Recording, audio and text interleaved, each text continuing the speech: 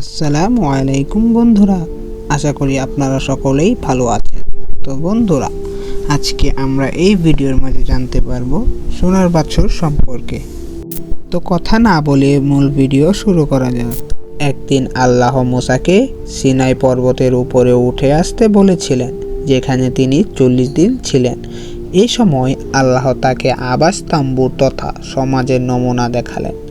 বনি ইসরাইলদের তা মরুভূমিতে যাত্রার সময় ইবাদত করার জন্য বানানো দরকার। আল্লাহ মুসাকে 2টি পাথরের ফলকও দিয়েছিলেন, যার উপর তিনি নিজের হাতে 10টি শরীয়তও লিখেছিলেন। মুসা যখন পর্বতে আল্লাহর সাথে ছিলেন, তখন ইসরাইলরা একটি জঘন্য মন্দ কাজ করার জন্য হারুনের কাছে অনুরোধ করল। তারা বলেছিল, এখন আসুন আমরা আমাদের জন্য একটি দেবতা তৈরি করি, কারণ মুসা কি হয়েছে আমরা জানি না।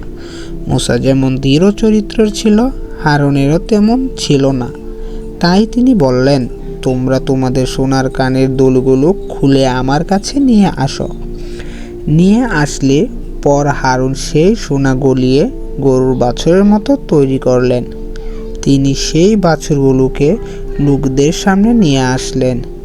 তারা চিৎকার করে বলে উঠল, হে ইসরাইল, শোনো, এ হলো সেই দেবতা যা তোমাদের মিশরের দেশ থেকে নিয়ে এসেছে। হারুন একটি বেদি তৈরি করলেন এবং বললেন, আগামীকাল প্রভুর উদ্দেশ্যে ভোজ হবে।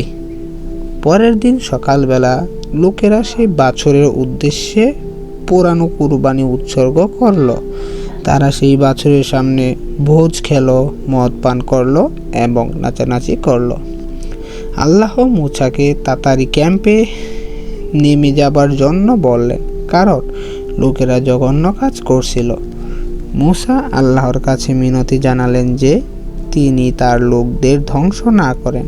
সুতরাং আল্লাহ তাদের রেহাই দিলেন এবং মুসাকে পাথরের ফলক নিয়ে নেমে যেতে বললেন।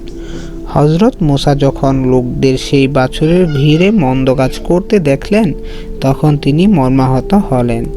তিনি সেই ফলক ছুঁড়ে মারলেন, যা ভেঙে টুকরো টুকরো হয়ে গিয়েছিল। হযরত মুসা সেই সোনার বাছুরকে চূর্ণ বিচূর্ণ করলেন, পুড়িয়ে দিলেন এবং গুঁড়ো করে ফেললেন। তিনি সেই গুঁড়ো নিয়ে পানিতে ছিটিয়ে দিলেন। তারপর তিনি সেই স্বর্ণগুলো মিশ্রিত তিক্ত পানি তাদের খেতে দিলেন। পরে আল্লাহ মুসাকে 10 শরীয়তের নতুন 2টি ফলক দিলেন। তো বন্ধুরা, আজকের ভিডিও এই পর্যন্তই। পরবর্তী ভিডিও আসার আগ পর্যন্ত আপনারা সবাই ভালো থাকবেন, সুস্থ থাকবেন। আল্লাহ হাফেজ।